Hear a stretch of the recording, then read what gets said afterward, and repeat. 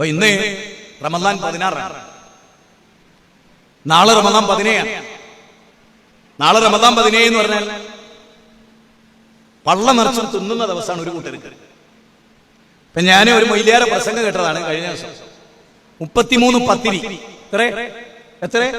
ഒരു വീട്ടിൽ നിന്ന് 33 പത്തിരി, 313 വെള്ളപ്പം, 313 വെള്ളപ്പം, 313 രൂപ, 313 ചെമ്പ്.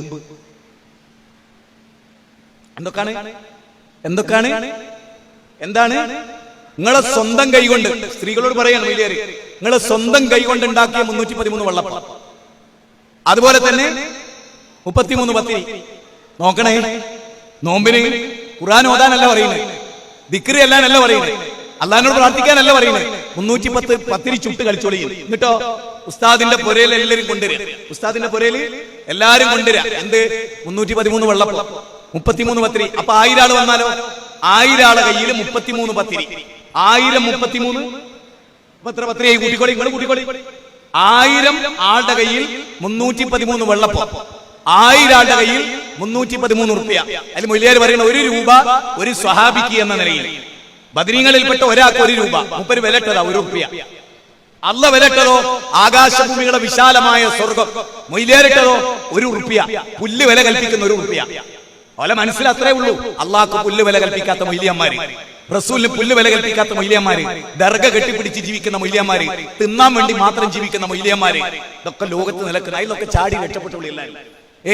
ഞാനിങ്ങനെ വിചാരിക്കുകയാണ്, ഒരു മനുഷ്യന്റെ വീട്ടിലേക്ക് 1000 ആള് 313 വെള്ളപ്പുകയറ്റ് വന്നാൽ ഇത് ചെങ്ങായി കിയാമത്ത് നാൾ വരെ തിന്നോ? അള്ള കൊടുത്ത എല്ലാ തൊളയെ കൂടെ തിന്നാലും തീരുവോ? മൂക്ക് കൂടി തിന്ന്, ചെവി കൂടെ കയറ്റി, അതുപോലെ മലദ്വാരത്തിൽ കൂടെ കയറ്റി, വായി കൂടെ കയറ്റിയാലും ഈ പത്തിനും ചപ്പാത്തിയും തീരുവോ? എന്തിനായത്? ഈ പാവപ്പെട്ട മനുഷ്യരെ വഞ്ചിച്ച് മിണുങ്ങുന്നത് എന്തിനാ? നിങ്ങൾ ആലോചിച്ചു നോക്ക്, ചിന്തിക്ക്, നല്ലോണം ആലോചിക്കും. എന്നാ ഈ ബോർഡൊക്കെ കാണുമ്പോ, ഈ പ്രസംഗമൊക്കെ കേൾക്കുമ്പോ, ഉസ്താദ് എങ്ങനെ ഒരു ദീനുണ്ടോ എന്ന് ചോദിക്കാൻ ഒരു നട്ടലുള്ള ആണായി പറഞ്ഞ അന്തസ്സുള്ള കുടുംബത്തിൽ ജനിച്ച ഒരാണ് ഉസ്താദെ ഈ തോന്നിയാസവും പേക്കൂത്തും മതത്തിലുള്ളതാണോ എന്ന് ചോദിക്കാൻ ബദർ യുദ്ധം കഴിഞ്ഞിട്ടാ ഉഹുദ് ഉണ്ടായത്. അങ്ങനാണെങ്കിൽ ബദർ യുദ്ധം കഴിഞ്ഞ് ഉഹുദ് യുദ്ധത്തിന്റെ മുമ്പ് 33 പത്തിരിയും 313 വെള്ളപ്പൂ അന്ന് ചുടണല്ലോ.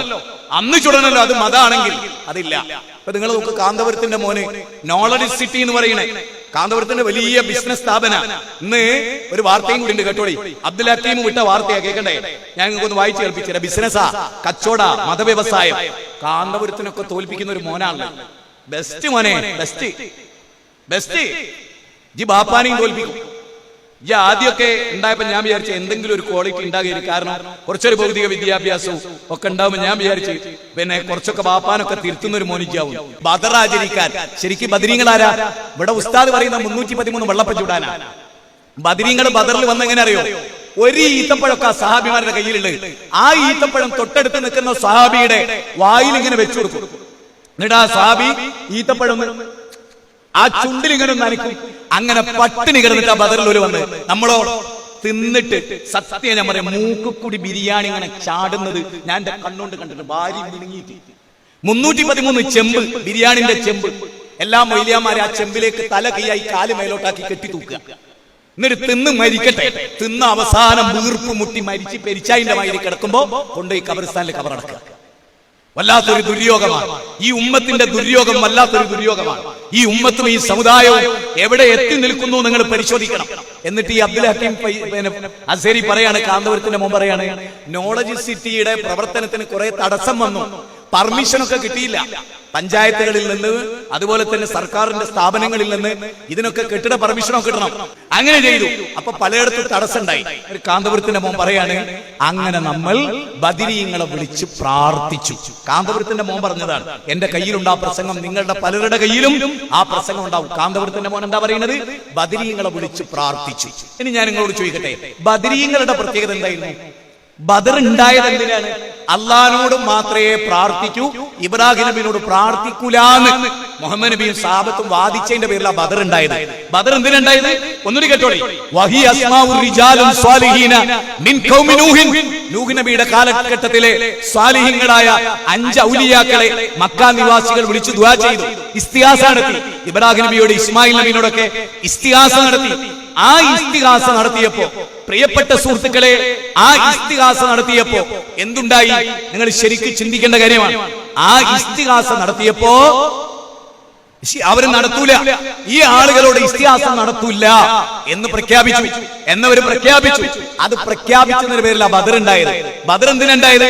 അള്ളാഹിനോട് മാത്രമേ പ്രാർത്ഥിക്കൂ, ഒരമ്പിയായിനോടും ഒരൗലിയായിനോടും പ്രാർത്ഥിക്കുകയില്ല എന്ന് പറഞ്ഞതിന്റെ പേരിലാണ് ബദർ ഉണ്ടായത്. ആ ബദരീങ്ങളോടാണ് വിളിച്ചു പ്രാർത്ഥിക്കുന്നത്. ഒന്ന് ആലോചിച്ചേ, ബദരീങ്ങൾ ഇന്ന് തിരിച്ചു വന്നു വിചാരിക്കുക. ഒന്നാമത്തെ ആളാരാ? റസൂലുള്ളാഹി. രണ്ടാമത്തെ ആളാരാ? അബൂബക്കർ സിദ്ദീഖ. മൂന്നാമത്തെ ആളാരാ? ഉമർ ഇബ്നു ഖത്താബ. നാലാമത്തെ ആളാരാ? അലി ഇബ്നു അബീ ത്വാലിബ. എന്താ ഉസ്മാൻ ഇബ്നു അഫ്ഫാനെ വിട്ടത്? ബദർ യുദ്ധത്തിൽ ഉസ്മാൻ ഇബ്നു അഫ്ഫാൻ പങ്കെടുത്തിട്ടില്ല. പക്ഷേ ബദരീങ്ങളുടെ കുലിയുണ്ട് അദ്ദേഹത്തിന്, ബദരീങ്ങളുടെ കുലിയുണ്ട് അദ്ദേഹത്തിന്. അപ്പൊ ഈ സഹാബിമാർ ഇന്ന് തിരിച്ചു വന്നാൽ ബദരീങ്ങൾ ആണ്ട് നടത്തുന്നവരോട് ചോദിക്കൂലേ? അബ്ദുൽ ഹക്കീം അസ്സരിയോട് ചോദിക്കൂലേ, ഞങ്ങളോട് വിളിച്ചു പ്രാർത്ഥിക്കാൻ നിനക്ക് എവിടെ നിന്ന് തെളിവ് കിട്ടി? ഞങ്ങൾ അള്ളാനെ മാത്രമേ വിളിക്കൂ എന്ന് പറഞ്ഞ് യുദ്ധം ചെയ്തവരാ, ചോര ചിന്തിയവരാ, കഴുത്തു കൊടുത്തവരാ, കാലു കൊടുത്തവരാ. ഇത് തസ്തഈസൂന റബ്ബക്കും ഫസ്തജാബ ലക്കും അന്നി മുമിദ്ദുക്കും ബിഹൽഫിൻ മിനൽ മലായികതി മുർദിഫീൻ. 8-ാമത്തെ 9-ാമത്തെ വചന. അല്ലാഹുവിനോട് അവർ ഇസ്തിഗാസ നടത്തി. ടെന്റിൽ വെച്ച് രണ്ട് കൈകളും ആകാശത്തേക്ക് ഉയർത്തി റഹ്മാനായ റബ്ബിന്റെ പ്രവാചകൻ പ്രാർത്ഥിച്ചു, അല്ലാഹുവേ, ഈ ന്യൂനപക്ഷം നശിപ്പിക്കപ്പെട്ടാൽ പിന്നെ നിന്നെ ആരാധിക്കാൻ ലോകത്താരും ഉണ്ടാവില്ല. എന്തിനാ അവർ യുദ്ധം ചെയ്തത്? വല്ലദീന ഉഖ്രിജൂ മിൻ ദിയാരിഹിം ബിഗൈരി ഹഖ്ഖിൻ ഇല്ലാ അൻ യഖൂലു റബ്ബുനല്ലാഹ് ഇല്ലാ അൻ യഖൂലു റബ്ബുനല്ലാഹ് ഇല്ലാ അൻ യഖൂലു റബ്ബുനല്ലാഹ്. റബ്ബല്ലാതെ ആരാധനക്കർഹനില്ല, റബ്ബല്ലാതെ സംരക്ഷകനില്ല എന്ന് പറഞ്ഞതിന്റെ പേരിലാണ് ആ ആളുകളോട് അവർക്ക് യുദ്ധം ചെയ്യേണ്ടി വന്നത്. വലഖദ് നസ്റക്കുമുല്ലാഹു ബിബദരിൻ വഅൻതും അദില്ല ഫത്തഖുല്ലാഹ് വലഖദ് നസ്റക്കുമുല്ലാഹു ബിബദരിൻ വഅൻതും അദില്ല ഫത്തഖുല്ലാഹ് ലഅല്ലകും തഷ്കുറൂൻ. സൂറത്ത് ആൽ ഇംറാൻ 123, 124, 125 വചന. അല്ലാഹ് സഹായിച്ചു ബദറിൽ നിങ്ങളെ. നമ്മളോ